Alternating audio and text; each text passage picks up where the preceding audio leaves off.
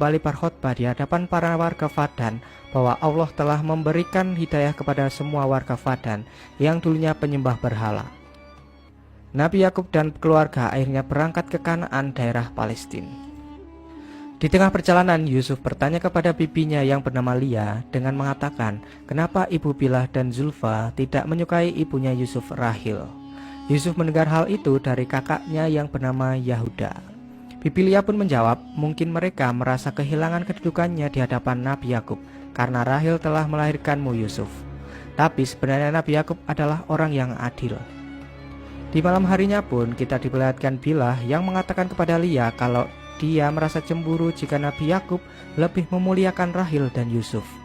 Lia pun dengan jawaban yang ikhlas mengatakan bahwa wajar saja kini Yakub memperlakukan Rahil seperti itu karena dia baru saja melahirkan anak pertamanya. Kita juga dulu diperlakukan seperti itu oleh Yakub. Tapi Bilah yang sudah dikuasai oleh setan tetap saja tidak menerima jawaban dari Lia dan malah memanas-manasi anaknya. Di saat rombongan hampir sampai di Kanaan, Rahil yang hamil anak kedua mulai merasakan kontraksi yang tandanya dia akan segera melahirkan anak. Yakub pun menyuruh anak-anaknya untuk membangun tenda agar bisa menjadi ruang persalinan bagi istrinya itu. Nabi Yakub kembali berdoa kepada Allah untuk kelancaran persalinan Rahil, tapi Allah berkehendak lain. Rahil telah pulang ke sisinya sedangkan bayinya baik-baik saja. Kejadian itu membuat Nabi Yakub dan Yusuf menangis bersedih. Begitu juga dengan Lia, kakak dari Rahil yang menggendong bayinya.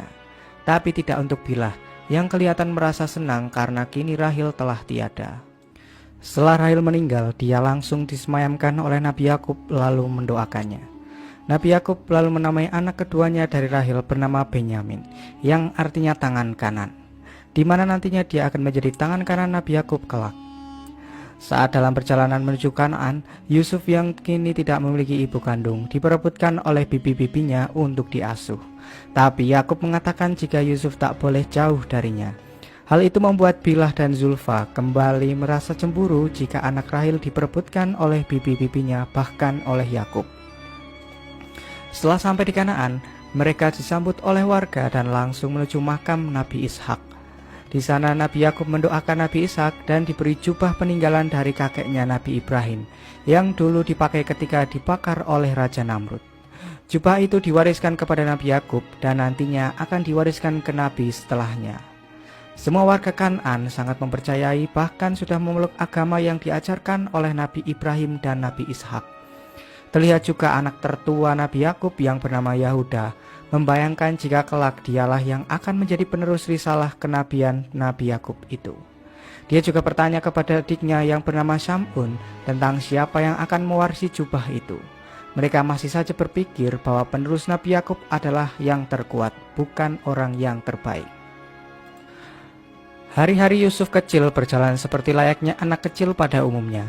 Namun kembali, Bilah yang selalu memberikan sindiran kepada Yusuf bahwa seorang anak yatim selalu beruntung.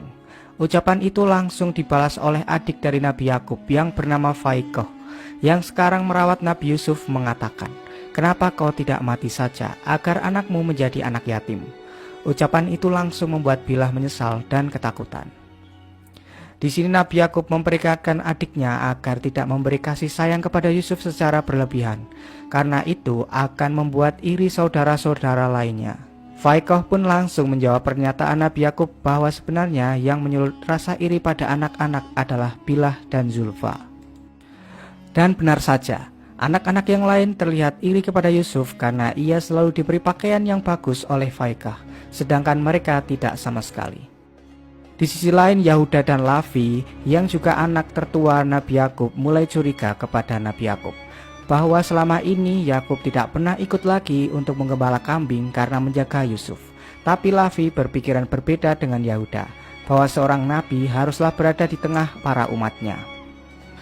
Malam harinya saat akan mendapatkan khotbah dari Nabi Yakub, Faikoh memakaikan sabuk warisan dari Nabi Ishak untuk Yusuf. Hal itu langsung membuat Bilah menghasut Yahuda jika sabuk itu harus diberikan kepada Nabi setelah Nabi Yakub. Di khotbah itu Nabi Yakub bertanya kepada orang-orang bagaimana cara membuang kedengkian. Pertanyaan itu langsung dijawab oleh Yusuf yang masih kecil. Hal itu membuat semua orang terpana karena jawaban Yusuf benar. Keesokan harinya anak-anak yang lain kembali melihat Nabi Yakub sedang memangku Yusuf, yang membuat anak-anak itu iri kepadanya. Tapi tidak untuk Lavi, yang mengatakan bahwa mereka juga dulu waktu kecil diperlakukan sama seperti Yusuf oleh Nabi Yakub. Hal itu langsung ditanyakan oleh Yahuda kepada Nabi Yakub, kenapa dia lebih menyayangi Yusuf daripada anak-anak yang lain. Yakub pun langsung menjawab bahwa mereka juga dulu diperlakukan sama seperti Yusuf waktu kecil. Dia juga menyayangi semua anaknya secara adil, tapi karena Yusuflah yang paling kecil, maka anak-anak yang lain menjadi salah pandangan terhadapnya. Terjadi kejadian yang tak disangka saat Yusuf sedang bermain petak umpet bersama saudara-saudaranya.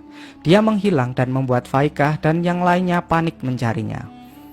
Dan Yusuf ternyata ketiduran saat bersembunyi di sebuah guci. Hal itu membuat Lia, kakak dari ibu Yusuf, mengambil Yusuf dari Faikah sebagai pengasuhnya, karena ia berpikir Faikah lalai menjaga Yusuf.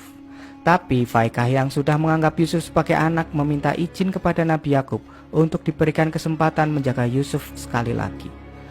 Akhirnya Nabi Yakub mengizinkan Yusuf tinggal bersama Faikah untuk beberapa hari saja. Lalu Faikah yang ingin merawat Yusuf secara penuh mempunyai ide dan bekerja sama dengan Yusuf yang masih polos. Faikah memakaikan sabuk warisan dari Nabi Ishak ke Yusuf dan mengatakan ke semua orang kalau sabuk milik Nabi Ishak dicuri seseorang. Dia juga mengatakan ke Yakub, mungkinkah Yusuf mengambil sabuk itu karena ia sangat menyukainya. Yakub langsung menyangkal kalau Yusuf telah mencuri sabuk itu. Saat Yusuf diperiksa, semua orang melihat sabuk itu sudah terikat di perut Yusuf. Tujuan Faikah melakukan hal itu adalah untuk menunjukkan ke warga Kanaan bahwa Yusuf mencuri sabuk Nabi Ishak. Dan tradisi di Kanaan, barang siapa yang menangkap pencuri barang miliknya, maka ia berhak menjadikannya pelayan selama 4 tahun. Sebagai keluarga Nabi, mereka harus mematuhi aturan yang sudah ada itu. Dan pada akhirnya Yusuf kembali tinggal bersama Faikah selama 4 tahun. Sebenarnya Nabi Yakub sudah tahu bahwa itu adalah rencana Faikah yang bisa membuat masalah tentang hak asuh Yusuf selesai. Hari demi hari dilalui Yusuf bersama Faikah yang selalu menyayanginya seperti layaknya anak sendiri. Dan suatu ketika Yusuf bermimpi aneh yang langsung diceritakan kepada Nabi Yakub. Mimpi Yusuf adalah ketika dia bermain dengan kakak-kakaknya di ladang, ia menancapkan tongkatnya di tanah yang lalu tongkat itu berubah menjadi pohon yang sangat besar dan tinggi dan mempunyai daun yang hijau memayungi kakak-kakaknya. Nabi Yakub ini ditakdirkan Allah mempunyai kemampuan untuk bisa menakwilkan mimpi atau menerjemahkan mimpi seseorang. Dia juga sebenarnya sudah tahu arti dari mimpi Yusuf kecil. Tapi dia enggan menceritakan ke keluarganya karena ia berusaha mencegah dampak buruk jika semua orang mengetahui arti mimpi dari Yusuf. Dan arti mimpi itu hanya disampaikan kepada Yusuf, Faikah, dan pelayannya. Jika suatu saat nanti Yusuf akan mendapatkan kedudukan mulia dan terpuji dibanding saudara-saudaranya yang lain. Dahulu Nabi Ishak selalu berdoa supaya banyak nabi datang dari keturunannya. Dan ketika Nabi Yakub mempertanyakan siapa yang akan menjadi penerus risalahnya, dia berharap Yusuflah orang yang akan menjadi nabi setelahnya. Yusuf yang masih tidak tahu tentang kenabian, lalu diceritakan oleh Nabi Yakub tentang apa itu risalah nabi.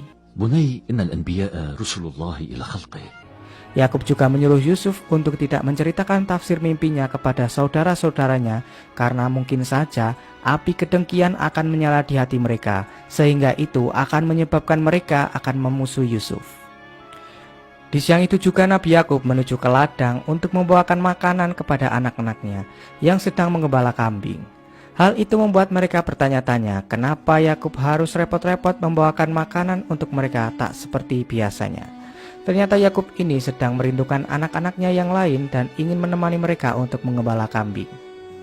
Tapi anak-anaknya malah merasa jika selama ini mereka kurang diperhatikan oleh Yakub sejak kehadiran Yusuf dan Benyamin.